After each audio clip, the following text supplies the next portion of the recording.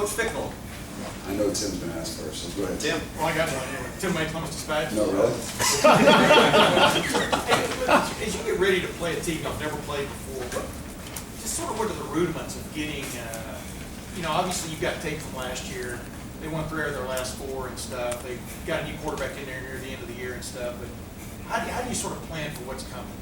You don't always know. I mean, the first game of the year, that's kind of the beauty of it. Coach Brady's in there talking about all the time. It's like, hey, we don't have a preseason game. We're used to having, some preseason games and things. So you don't really know. So you got to really focus on what you do. And you got a concept and an idea of what they've done last year, obviously what they were successful with in their 3 of the last 4 games. But you got to be prepared for anything. And the most important thing is we want our guys to go out there, feel confident in what they're doing.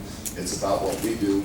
And you got to be able to react and respond to the different things they'll give you. When you look in your room, you're going to have 8 new starters compared to the end of the last year and stuff. What would be sort of your message to them? What do you want to see out of them, I guess, more than anything else on Saturday? Hopefully we put them in the toughest situations they could possibly be in.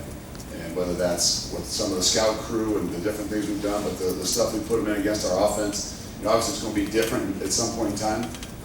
The style of offense and this, that, or the other thing, but in front of 107,000 people, we don't want them to have to worry about those things. We want them to say, hey, we've grinded through a lot of different things. We played against some great competition day in and day out, and the offensive line that we played against, the quarterback that we played against, the tailbacks we played against. We want those guys to feel confident in what they're doing. They go out, let their actions speak, and play the game of football.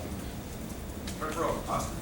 Luke, how much of a setback for Curtis was the injury or concussion earlier in camp? How much time did he miss? Is he ready to be the starting middle linebacker like Urban called him at the end of spring practice? We'll see. I mean, it's hard. A guy that you would say a guy that's a junior in college maybe wouldn't miss a bunch because he's been here for 2 years, has a lot of experience. But the reality is he hasn't had a whole lot of experience. He hasn't had a whole lot of game.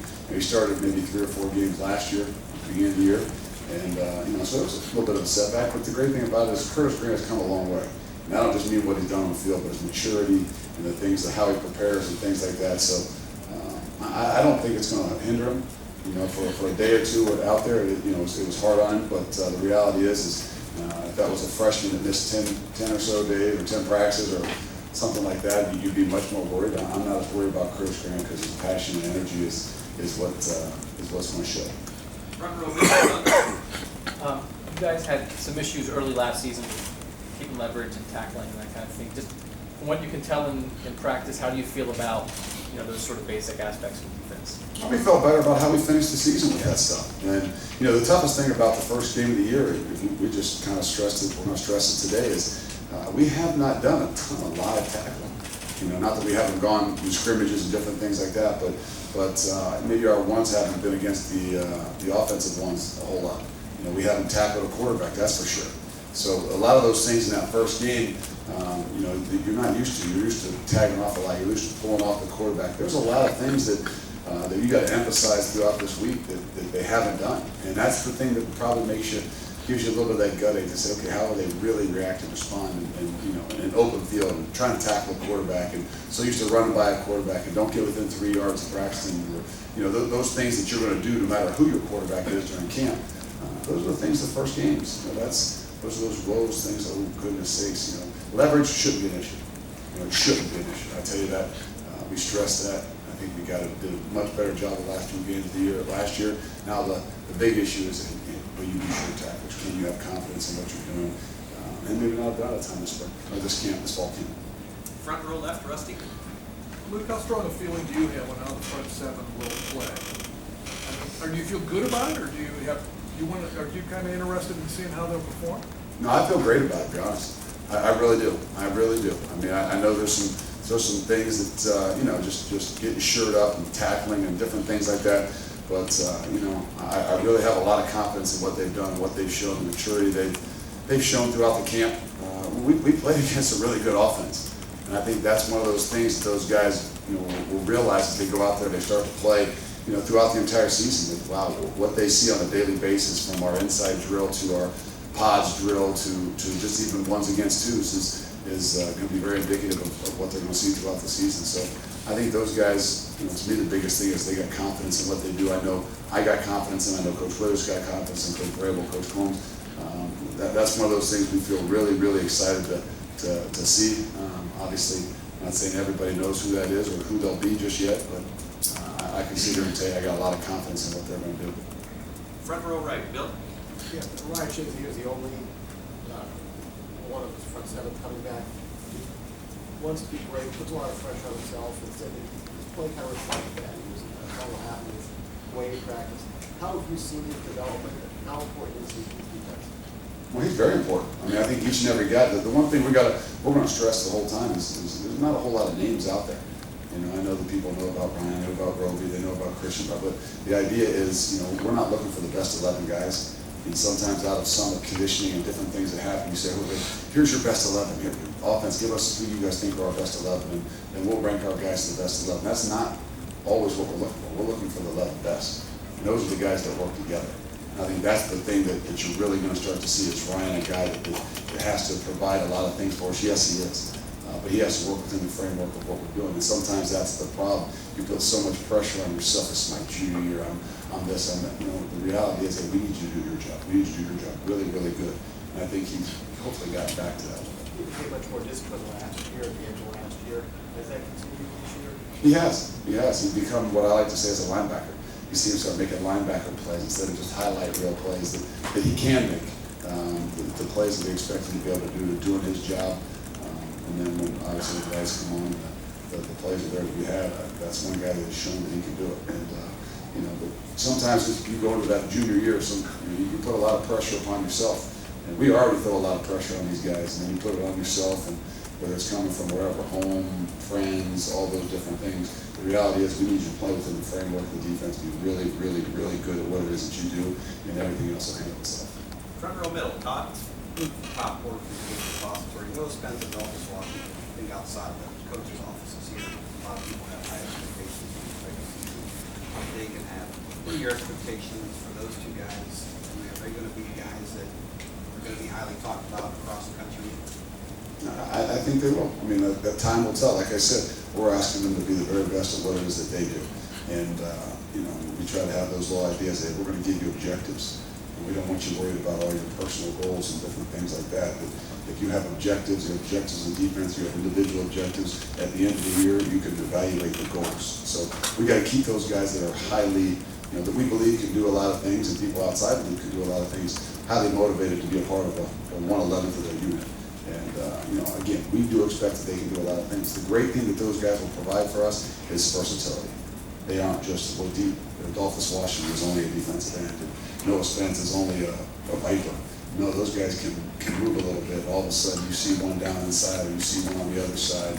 They provide us the ability to not just play one position. I think that's the thing that makes it exciting about what that front seven, what those guys can do. Back row left, Dave. Hey, Luke, Dave Metzold. Leadership. John Simon's not here anymore. Zach Warren's not here anymore, and you got a young defense over there, a lot of talent. But who has emerged, and who will we see kind of take over some of those leadership roles? Leadership is one of those buzzwords that everybody wants to talk about. You know, who are the leaders, and who is this, and who is that? And the reality is, like we said, we're going to be a group.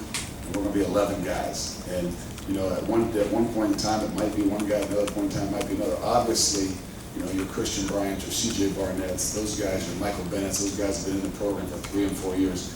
Are going to be those guys that we lean upon. And, you know, we put them in those situations and those tough times. But the reality is we need every one of these guys. And we need these guys to start with leading themselves. And that's sometimes those pressured things that start to happen. I know that, you know, Ryan Shazier is a great example. He's a guy who wants to be this, he wants to do that. And sometimes you just got to come back and say, lead yourself and others will follow. And I think that's what we're really trying to see here in the next 3, 4, 5 weeks, whatever coach is going to do. But the reality is we start to build through the season, you know, not always the guy that's voted captain is the greatest leader. And I think Coach Vrabel said it this morning in the staff meeting. He said, I wasn't voted captain in my senior year, but I felt like I was one of the best leaders. I was one of those guys there and know that that's exactly the case. And that's what you start to see throughout the year. You know, when you lead yourself, then all of a sudden people start following. And that's what we're going to try to find out.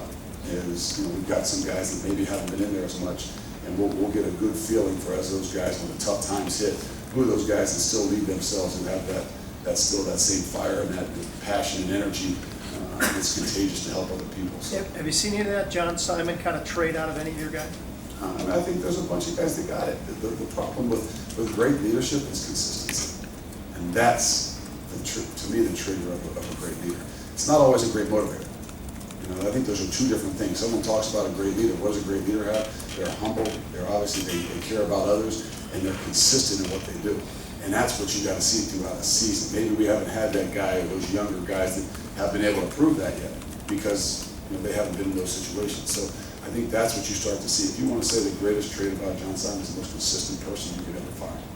You know, it didn't matter what the score was. You were up 30 or down 30, whether it was 100 degrees out or it was 35 degrees out.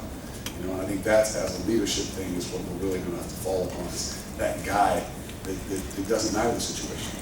You know, we've got a lot of guys with different personalities, and guys who can be a motivator at this point in time, a motivator at this point in time.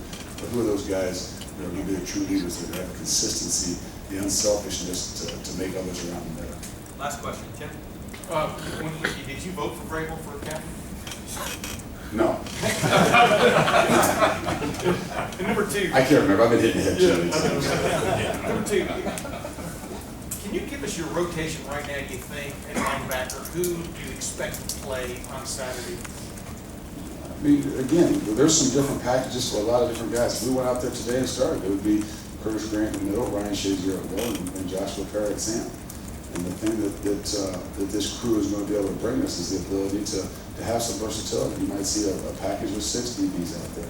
You might see a package with 2 linebackers. You might see a package with 1 linebacker.